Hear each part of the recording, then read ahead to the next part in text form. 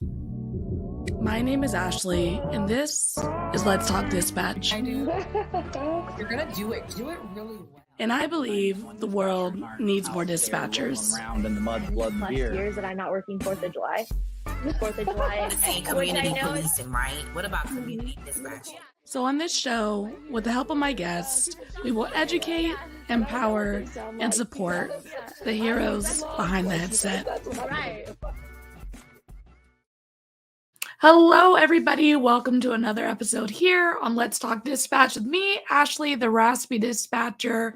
My guest today has over 28 years of experience in the dispatch center from various roles, call taker, dispatcher, all the way up to supervisor and director. And they're here to talk about their journey and their new role as director of program development with the Healthy Dispatcher. My guest today, Kris.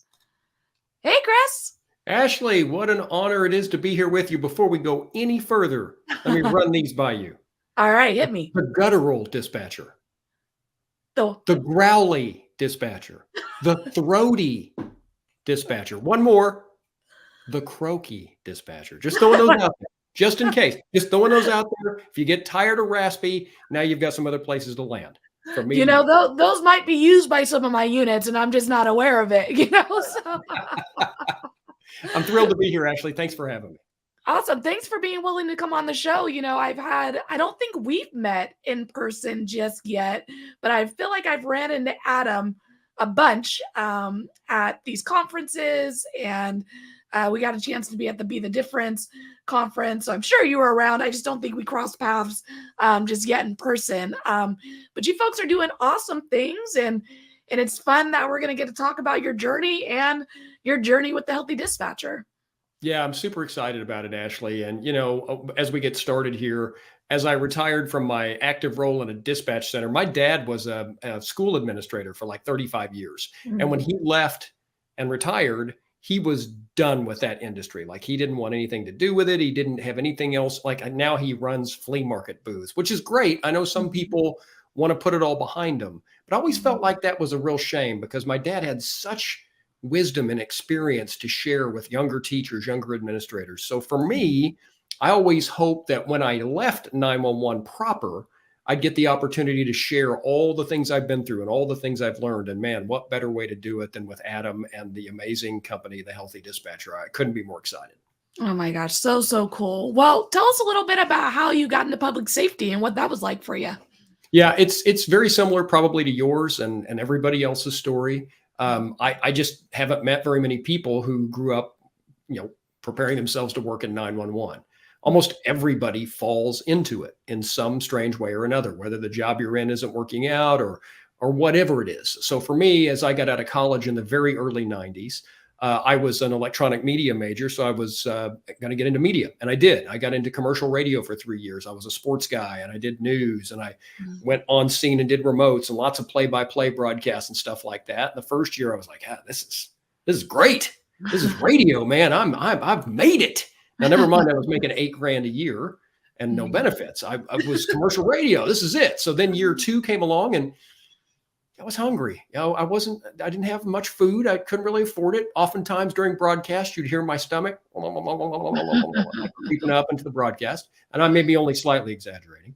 By year 3, I was living in a shack, literally. I mean, the toilet water froze in the winter in this place I was living. I just didn't have any money. And I remember my dad telling me, you got to get a government job. They have great benefits and it's hard for them to fire you. So exactly what I started looking for a job, found a government job, emergency communications job. Didn't even realize it was 911 when I applied for it, and felt like, I've got a degree, I can do this. And that's kind of how I fell into it. Now, the cool thing I did get out of working in commercial radio, I met my wife there. She would be the one running the board and playing commercials and stuff while I was doing, remote broadcasts and whatnot. So it was always she and I at the radio station, like late into the night. We just got to know each other really well. And so I did get a great thing from radio. I've got a wife who I will be married to 27 years this year. So good things did come from radio, but at a certain point, it was just time to figure out how to eat. And the idea of benefits seemed like a fairly good way to go. And, government does that better than anybody. The benefits in government were are great. So yeah, so I fell into it, had no idea what I was getting into. And lo and behold, these nearly 30 years later, here we are. Yeah, it is funny because I think that's kind of the thought process I had. I was like, I'm really tired of not being able to afford the things that I want to afford, and real basic stuff, like nothing too extreme, Yeah, it's like but a loaf of bread would be awesome. Like I'd go to a friend's house and wonderful. I'd see bread and I'd be like, oh, And it's true. I remember one of my other, dispatchers who retired sent an email, like a goodbye email to the center or whatever. And one of the things they said in there is like, when these jobs get hard, just kind of remember uh, the benefits that come from it. She was like a single parent, was able to buy a house, was able to, help her kids through college, like all these yeah. things that you don't think about when you're young and chasing your dreams and trying to figure things out. But there is definitely a level of security that comes with this line of work, certainly. Yeah, there is. And here's the real shame. You mentioned that when you're young, you don't really think that much about it. And I'll be frank, I was 26 in 1994 when I started in 911. And, the benefits seemed like a good idea. Mostly I just needed a little bit of pay. I remember $9.91 was the starting salary. And I thought, oh, this is how the other half lives. But what's really sad is like you mentioned, young people don't really always grasp the opportunities. And I remember somebody pulling me aside when I was brand new in 911, and they said, hey, let me explain to you how this 457 plan works, this deferred compensation plan. I've got a chart I share with all new people your age. If you put this much back right now, when you retire, you'll be a millionaire. See how that works? And I remember distinctly thinking at age 26, like I'm going to care about anything in my 50s. That's literally was my thought process. So now that I'm in my 50s and not a millionaire, I'm kicking that guy in the butt. If I had a time machine, I would literally go back and kick that guy in the butt. It's so true. Like making sure to raise the percent of what you're putting into your retirement every time you get a raise, like those little things. Because money in your pocket feels a lot better than money in the future, right? But it does. Yeah, when you're a kid, that's all you know. Yeah. Like and by the way, actually, if we can just tell anybody that's in their 20s right now watching this, you're working in 911 or wherever you're working, get involved in your deferred comp plan or your 401k, whatever the heck it is. Find a way to put some dough in there. And I think Ashley and I will have done our service here for this podcast. It's so true. I mean, I was working overtime just to pay for a couch, back when I first started. But like now, I'm working to make sure when I do finally get out of this, that I could live comfortably and well-deserved, no matter what you're doing in the world, whether it's 911 or, any other type of job. We earn our leisure. Like we deserve that time. So make sure that you are well aware of how that works, what your companies are matching, what all those percentages are, because it does matter in the end. It does. And if you're 20 something, I'm shaking you by the lapels. You will care when you're in your 50s. I'm almost 57. I know from whence I speak. I'm shaking you. I'm done shaking you. So true. Well, what was it like for you in the beginning? I mean, obviously we stumble into it. You didn't even know what you were signing up for. 911, that's what I signed up for. What was that like for you in the beginning? This is horrifying, overwhelming, terrifying. Like anybody else, when I walked in, I was completely in awe that human beings could multitask in that fashion without having 8 arms, because it felt like they all had 8 arms. I remember walking in there and it was a sea of blue polyester. That's what we wore back in the early 90s. The Springfield, Greene County, where I was. Yeah, the blue polyester. We had collar brass. And what I remember most distinctly about the blue polyester was it was terribly unflattering. If you tended toward the thin, it made you look emaciated. If you tended toward the heavy, it made you look obese. It was hot in the summer, cold in the winter, and terribly unfashionable. Having said all that, though, if they told me I had to wear that and I could, do the thing and make a little bit more money, I was willing to do that. But yeah, I was terrified. I was just constantly afraid I'm going to kill somebody. They have no business thinking I can do this because there's no way I can do this. How are these people doing what they're doing? Like I was in total awe of dispatchers. And I'm going to be honest with you, Ashley, that's something I've tried to maintain over the years. Like I've never taken that for granted, how incredible it is that people can do this job and do it as well as they can. And when you go around to dispatch centers and you see people doing the thing, yes, we take it for granted after we do it for a long time. Yes, it just becomes another job. It doesn't feel like it's anything special, but that's just not true, because it is special. And the people doing it are amazing. They're just as amazing as they seemed to me on that fall day in 1994 when I walked in freshly wearing my sparkling blue polyester and was completely blown away by what I saw. And I'm still, to this day, blown away every time I see a dispatcher doing what dispatchers do. And a big part of it, I think, is because very few of them had any inkling a year before, 2 years before, 6 months before, that they were going to be doing a job that they have to be perfect at. So and I don't need to take anything away from firefighters or police officers. God bless them. They're unbelievable. But, a lot of times they have a sort of run up to that job where maybe they're a cop in a smaller town and then they move up. Dispatchers are, they're hawking furniture 6 months before.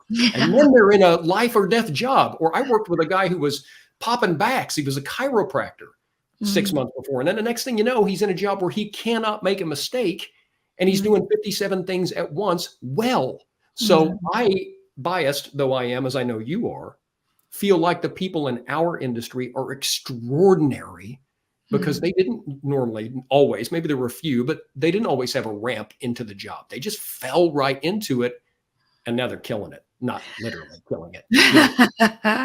No, but it is so true. I talk about it in the session that I just did. It's like, I got degrees in criminal justice and they prepare you to be a cop. They prepare you to go patrol. They prepare you to be in the field like that. No one prepares you for dispatching. So even if you are interested in a career as a first responder and you're thinking about it, no one talks about it. So even if you are one of the few people who have a visual into this world, you still don't know about dispatch.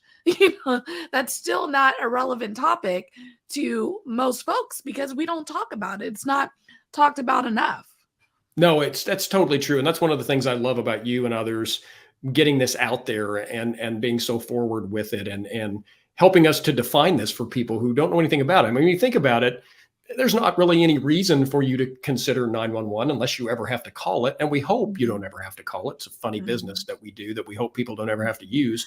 But I think that the thing that we're seeing now, and we've been seeing kind of post-pandemic, are agencies and people advertising this as a possibility for a job, for a career, educating people about what 911 is in bigger and better ways than have ever been done before. And I think as a former director who was, desperate for people like so many of us are, finding new ways to get out in front and let, for example, high school kids who don't know what they want to do know that, 911 is a legitimate career choice that maybe you don't know anything about, because chances are they don't. So I love this kind of new push. And I say new, I know a lot of people around the country I've talked to have been doing this for a long time, but relatively new push to just get 911 education out there as a career choice for people. And I'm really excited about that. And hopefully we can shine a light on something that's just not that well known. I mean, I've talked to so many people that work in 911. They're like, I went on the city job site and I applied for all the jobs I thought I was qualified for. And I just found 911. Well, what if we create a world where people are looking for it? I mean, that's a kind of a fantasy land, but I think that's got to be the goal. It's so true. I mean, and I'm, me, I'm all for it. The world needs more dispatchers. It's definitely a big disservice that we're not having this conversation, having this, even for the education portion of it, is that the everyday citizen having just a baseline understanding of the realities of our technology, the realities of the work we're doing, in these cities where our centers are understaffed, why they're waiting on hold for so long, those things. And it creates a better relationship or partnership between the caller and the call taker, because that's what we're building when we answer 911 is a partnership. We're working together during this really weird time for you who are calling, because you don't call every day. I'm answering this call and we're just trying to get through it the best we can with the most information as possible, providing the most reassurance to the caller. And the more education that we have behind that, the better that conversation's going to be during that extremely stressful time for the caller. Yeah, and I think the more aware of 911 across all spectrums that people are, the better for everyone involved. Like a lot of times when you call, for example, your satellite company or your cell phone company, you don't even think you're talking to a human. It becomes so automated and your expectations are so low.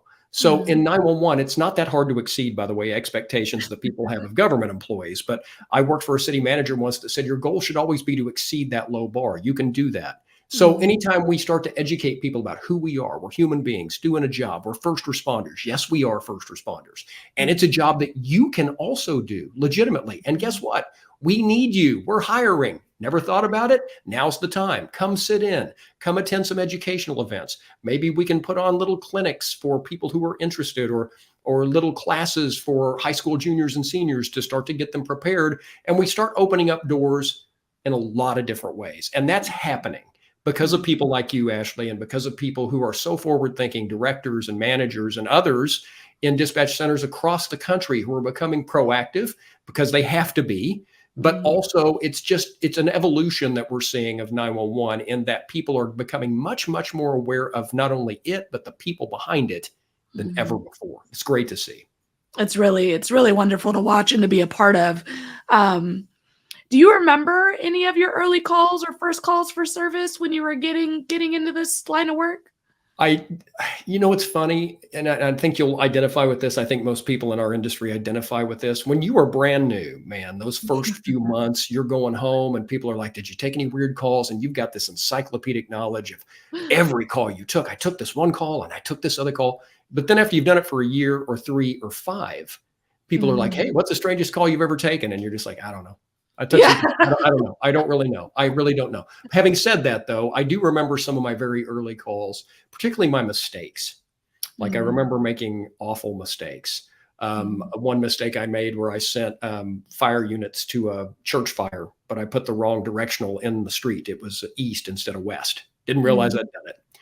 And that one still sticks with me. So calls like that. I remember taking my first really, really awful critical incident. I've written about it recently for the Healthy Dispatcher about how we all are changed and we all find out what we're capable of when we take that first critical incident involving a child. And so I remember taking my first child call in the spring, as residences start opening their pools. Inevitably, we get calls about kids in the pool. And I took one of those calls, little 2-year-old floating in a pool, and it was bracing. And I think it served to let me know, like it does for all of us, whether or not this was something I truly could do. And I found at that moment that, it's something I was capable of doing. And that was back in the days before we had formal peer support of any sort. Like back in the 90s, if you were struggling from a call that you took, everybody said, oh, just get back in there. What are you going to do? It's not like you can go home. Like they didn't really consider it something that was legit. I'm glad we've come a long way in that regard. But that one I remember. So I do remember mistake calls, but I also remember like the first calls where I felt like I really was making a difference for people. Like they were super upset. Like I took a call from a lady who was in a closet one time and she was, I can't talk because there's somebody in my house. Oh my God, I can hear them. Oh my God. And like you could hear noise in the background. And I'm like, oh my God, somebody's breaking in and I'm going to be on the phone with her. I'm making a difference. And then she's like, oh my God.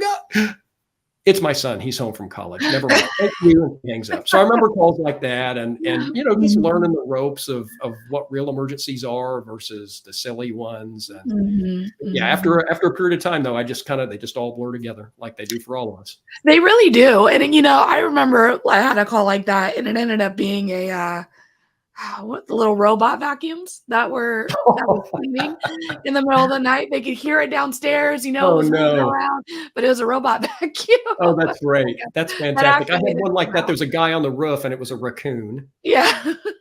had that one. I love it when they turn out to just be silly. Yes. No, 1,000%. And, it's always funny. I did a recent post recently about the bridge collapsing in Baltimore. Right. And it is one of those things, this job is just so unique in the fact, all first responders probably connect or feel with this, is that you're paid to be able to respond to this thing that you aren't necessarily trained on. Like, I'm sure those dispatchers were never really trained what to do when a bridge collapses, because Yeah, how often does a bridge actually collapse? September right. 11th, how often do planes run into buildings? There usually isn't any protocol for these events that are once in a lifetime or once in a century. But when the thing does happen, the expectation is you have enough training and enough, right way of thinking and do this job to act appropriately. And that's kind of the reality that we're living in this line of work. And isn't it, we were talking just a second ago about how extraordinary people in 911 are, biased though we may be. But isn't that your definitive piece of proof right there, that you can take someone who literally was a chiropractor in their past, and now they've, taken a series of calls that maybe prepared them to a degree for certain calls like the ones they've taken, and then they get a call like that, and they're extraordinary on the call, and they do unbelievable things, and they keep their cool, and they take that human element, the one that any other human being outside of 911 would go, and do all the normal things that humans would do, but they're able to park that so that they can be empathetic and efficient and great and ask the right questions and get the call entered. It's superhero stuff, Ashley. It is legitimately the stuff of extraordinary achievement done by extraordinary people. And so, when you think about calls like that, and can you possibly be trained to take a call that, hey, a plane just flew into the building here in front of me? Yeah. No, there's no amount of training that will necessarily prepare you. And yet the people of 911 rise to the occasion like that time and time and time again. And it's all inspiring. It really is. Yeah, no, it really truly is. And I mean, you've been in the center for, we talked a little before, you're almost at 30 years of experience now here in October, which is amazing. Time flies so fast in this line of work. And what you are doing now, we'll talk a little bit more about the Healthy Dispatcher in a little bit, but specifically about wellness and peer support and, self-care, all of those things from when you started to now. How has that shift looked for you, especially since you're so involved in that currently?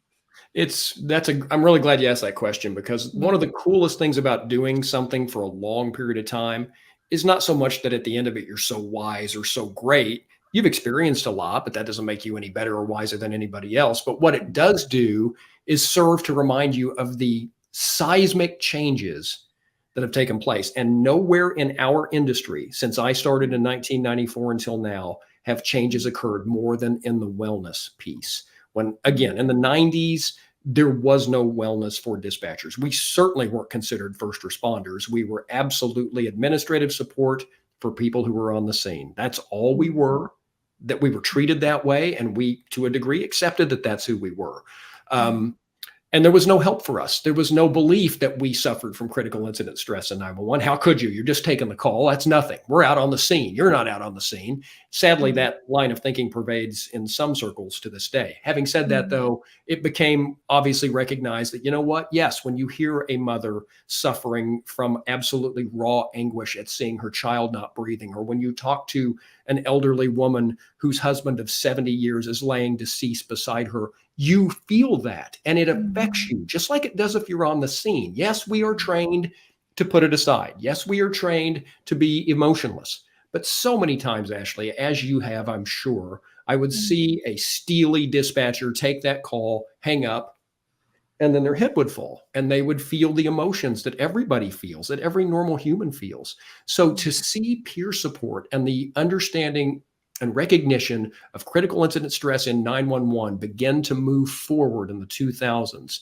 and for it to be taken seriously, and for us to be treated like the first responders that we are, has been a wonderful thing to watch. It felt like it happened too slow when I was living it, and frankly, it did. But it happened, it's happening, and those steps they're just enormous. From 1994 of, oh, Kris, get back in there. It's not like you can't take this. You're just answering the call, to 2024, when we have specialized teams who proactively reach out to our responders our first responders after a critical incident to make sure they're okay and put them through the paces necessary to help them get back in the game the right way. It's been amazing. It's been an amazing thing to watch. The only thing that's even sort of close to that is the incredible leaps that I've seen in technology over the last 30 years. But the human side, it's been wonderful to see. Still a lot of work to do. It's not done by any means, but man, it's been great to see dispatchers get treated and be helped the way that they should. Yeah, and I mean, it's true. I started 6 years ago, and I remember we had a specific day, pretty much a full learning day, where our peer support team came in and they gave a whole presentation about, coping and coping correctly and not using alcohol or other substances in order to deal with the trauma that we're hearing. And, that was 6 years ago, and how beneficial just a conversation like that would have been, I would imagine, for folks who were starting when you were starting, and just knowing that we had these options available to us from the start of our career, from the beginning of our academy, leading into this line of work, I believe is so helpful, because you just never know what the thing is going to be that gets you. I mean, what bothers you on a call, Kris, is going to be different than what bothers me on a call. Yes. Vice versa. And sometimes, the thing that Kris is bothered by doesn't faze me at all. But we don't need to both be upset by the call in order for it to be valid. Like, if it's bothering you, then we should be able to receive some care and some direction to help us work through those things. Yeah, and I love that you use the word valid there, Ashley, because a lot of times you feel like, as sort of a caretaker, which we are in 911, that your job is to make sure everybody else is okay. God forbid you think about yourself. So we've got this hard armor that we feel like protects us, when in fact it's pierced all the time. And I think a lot of dispatchers, certainly back in the day, were kind of afraid to admit that. Like, there was a feeling that I would show weakness if I show that I'm affected. These people I'm taking care of, that's who matter. And they didn't feel like their feelings were necessarily valid, their responses to the calls they were taking. But creating that sense of validity, that it's okay to feel the way you feel, and there's help for you when you do. Like, one of the worst calls I ever took, and this would not necessarily mean a thing to anybody else.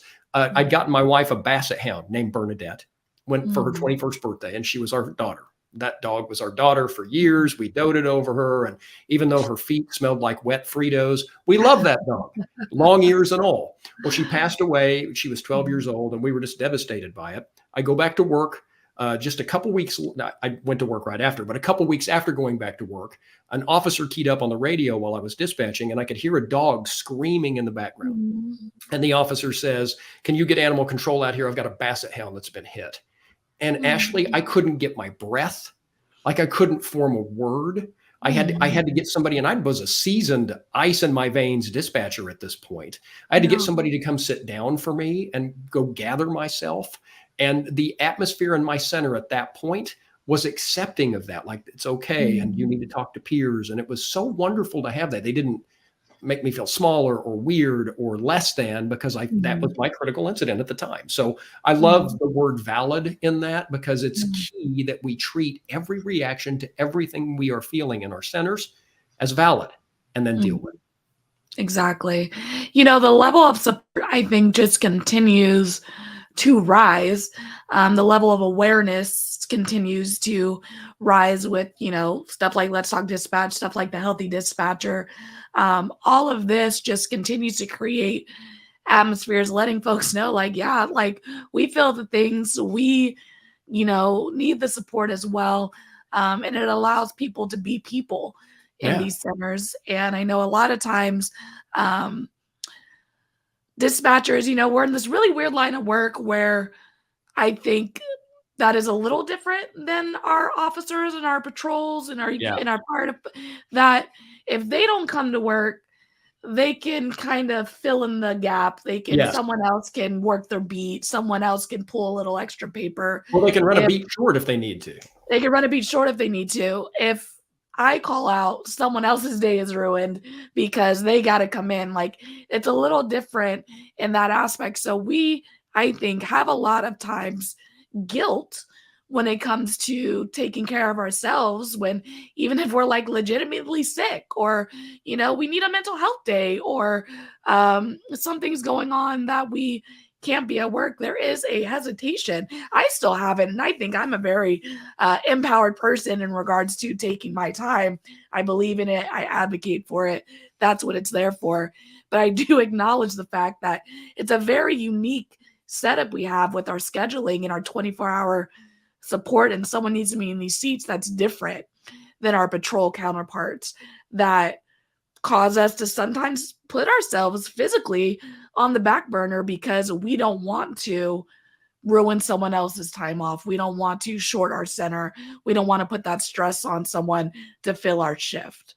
Yeah, and that was, as a director, that was the hardest thing during COVID that I ran into. I got the director's gig in 2019. COVID hit right after I got it. And, yeah, there you go. Yeah, with a great introduction to, hey, welcome to director. But trying to get my folks to acknowledge, if you got the sniffles, stay home. Like most dispatchers, not all, but most dispatchers will come to work no matter what the heck is going on. Yeah. I mean, so to get people to stay home when they had a stuffy nose was asking people to take a degree of care for themselves that they just weren't accustomed to. They're like, I'm not staying home with a stuffy nose.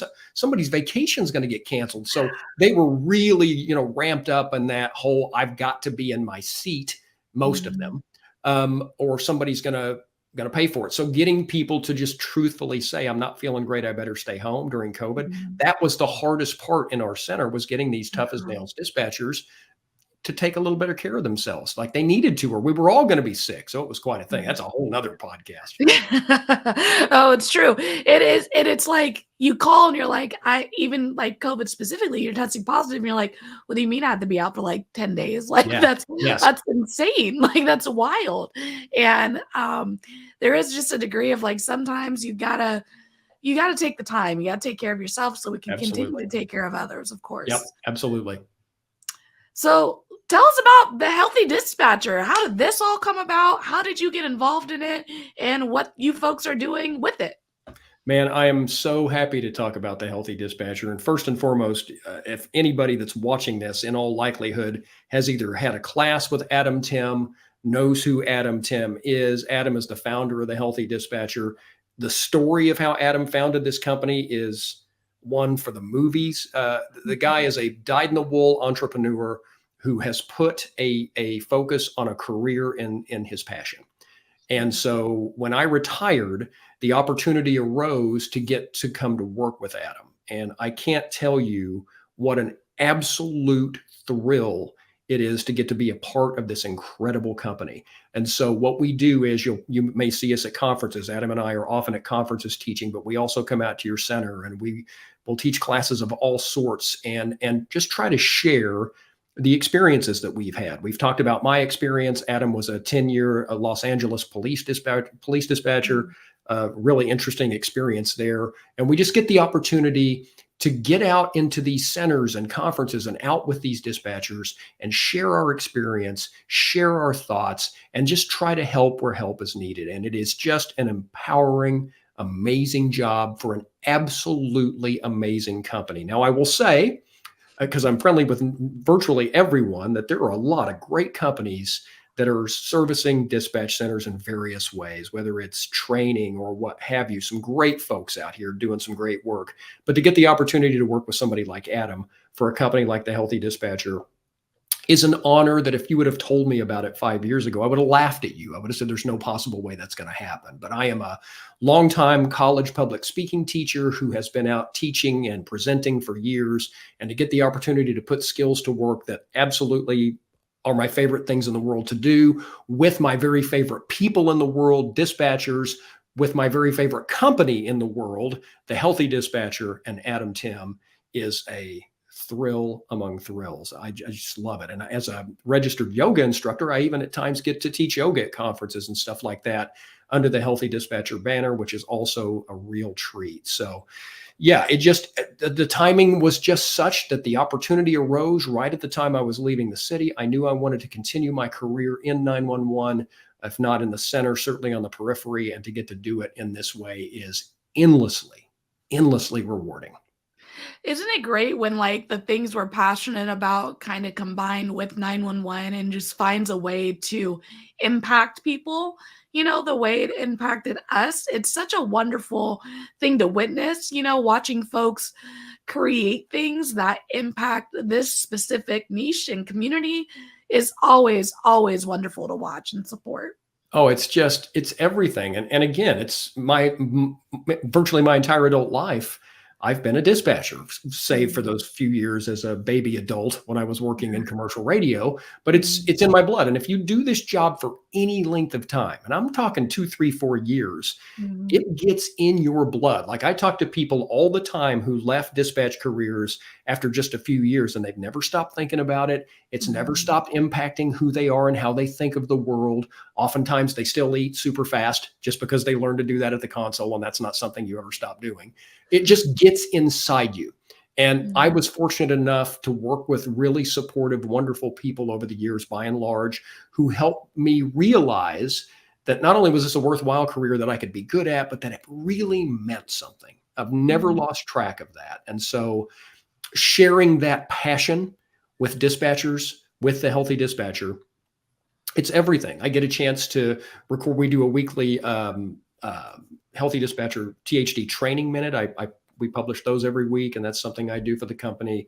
I write for the company. And again, I go out and teach classes and do yoga, and it's just everything. And it's not about me. Like, one of the things about working in radio that I discovered is you'd occasionally bump into a person or two in radio who were just pure ego.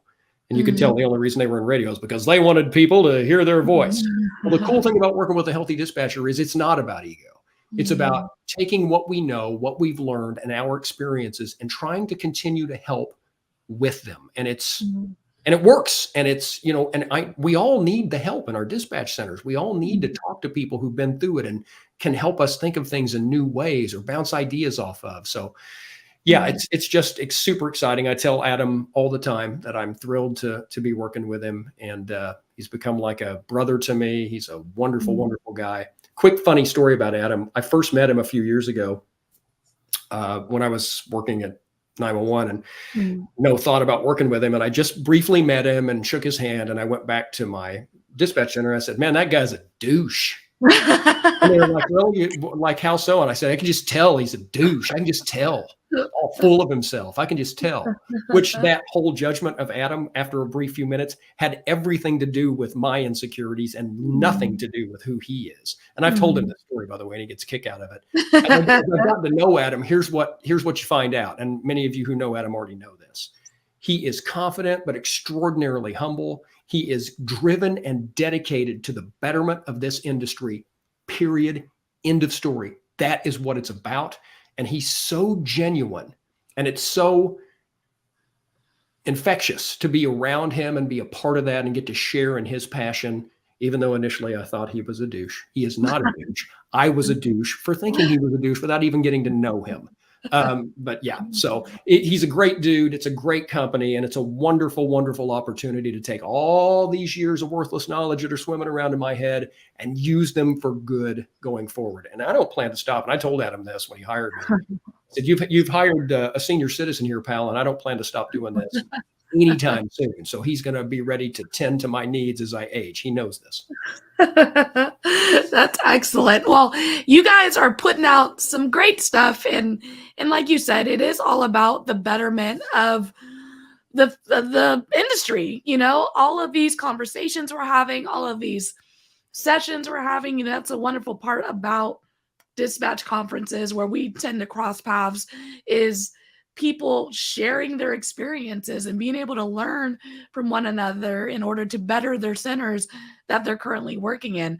That's magic that happens at these conferences. And you folks partnered with the Denise Amber Lee Foundation at the Be the Difference conference, which was one of the most educational forward conferences that I've witnessed. Your guys' workbook that was put together, which is so intentional with the need to learn. Like, this is about bringing information back to your centers to make it better. And the fact that you guys are focusing on the healthy dispatcher part of that is so needed and so appreciated, I would imagine, by anyone who's run across you or gone to one of your sessions. Yeah, I'm really glad you brought up the Be the Difference conference, Ashley. It's our baby. We couldn't be prouder of it. In 2025, we're heading back to Myrtle Beach, and it'll be our third year for the conference, getting to partner with the incredible people at the Denise Amber Lee Foundation, almost all of whom are like family to me. It's just a wonderful, wonderful conference. And the feedback that we get from people who go to it is, it feels like I'm with family when I'm there. It feels very close knit, and it feels like we are there to get things done that we can literally take back to our centers with us. The feedback's been incredible. And it's just been such an honor to be a part of a conference like that. And we find that people are just in desperate need of finding each other. Like one of your best, absolutely best resources in this industry, and it's one that people find not as often as you'd think, each other. And that's the point of conferences. That's the point of getting together with people in the industry or listening to a podcast like this, is that you may find that all these issues that you've had in your center that are keeping you up at night, that you were convinced there was no good answer to, are being solved by people doing your job in other centers. So to get a chance to hobnob with them, get to know them, pick their brains about what's going on in their centers, can not only get you some great new friends with slightly inappropriate senses of humor, it can also provide really amazing answers to problems you didn't think there were answers to. So just being a part of this company and helping to connect people in our industry so that they can share the knowledge that they have with each other, that maybe is the best part of all of it. It really truly is. And for folks who are listening, they're still at their consoles. They're still, like me, probably trying to practice some self-care during shift work.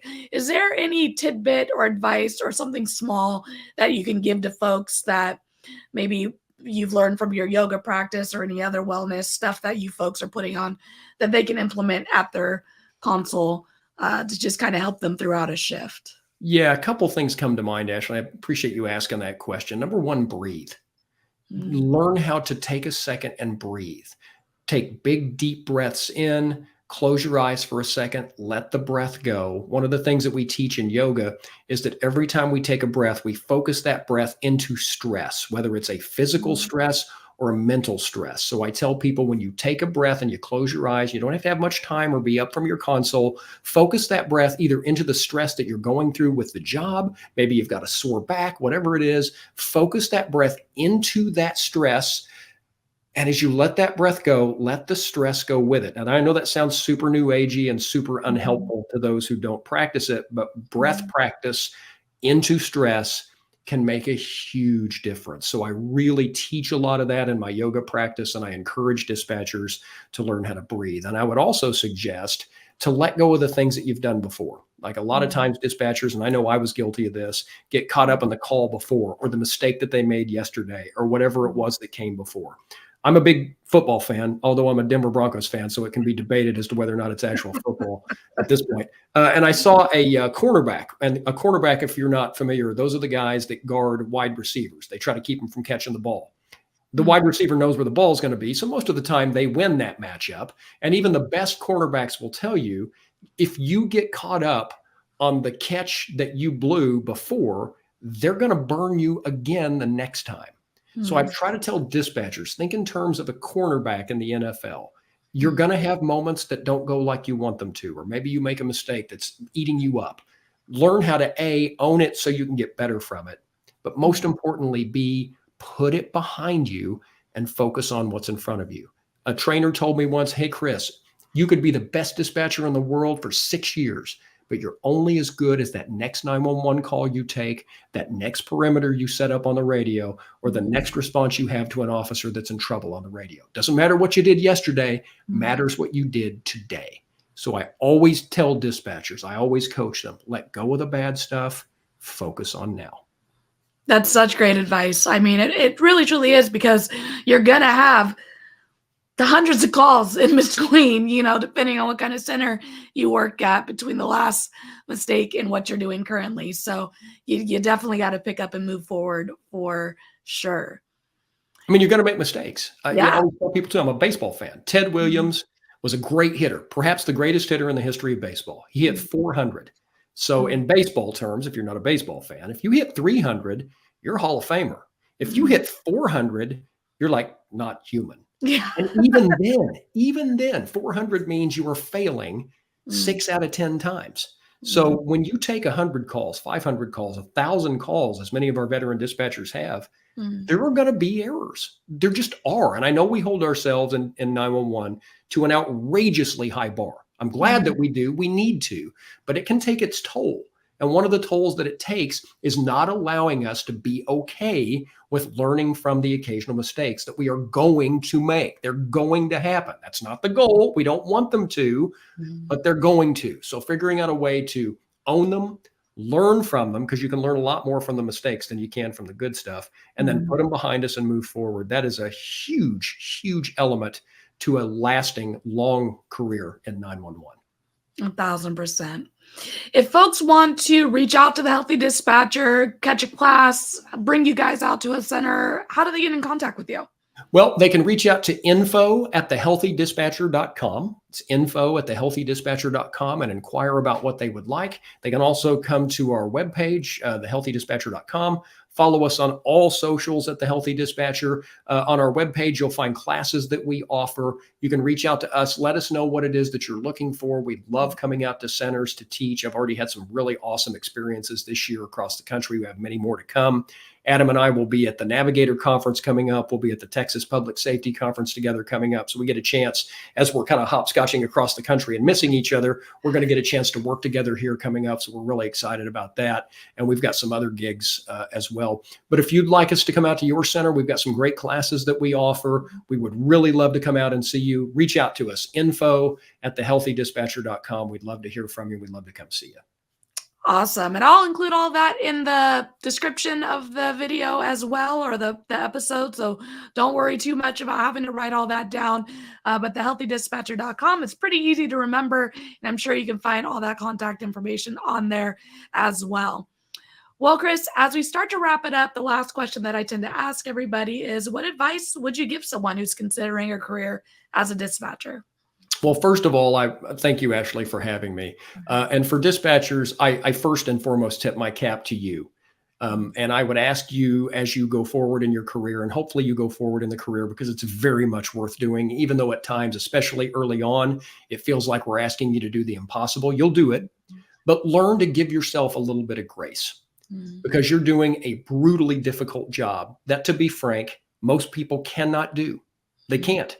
I've forgotten the names of all the people who washed out or quit in my old 911 center. So give yourself a little grace and give yourself a little credit, and learn to pat yourself on the back, and learn to understand that you are really special for choosing and doing well in a job that asks so much of you, from the hours to the calls that you take, to the hours. I think it's worth repeating multiple times. Incredibly special people in this field. I was so privileged to work with them, and I miss my people so much. It's the hardest part of retiring and leaving my center, is missing those people that were like family to me. I've had a lot of fun getting new family members across the country, but I really miss my people. But yeah, my advice to anyone in this field, first of all, thank you for getting into it. Second of all, give yourself the chance to be great at it, because you will.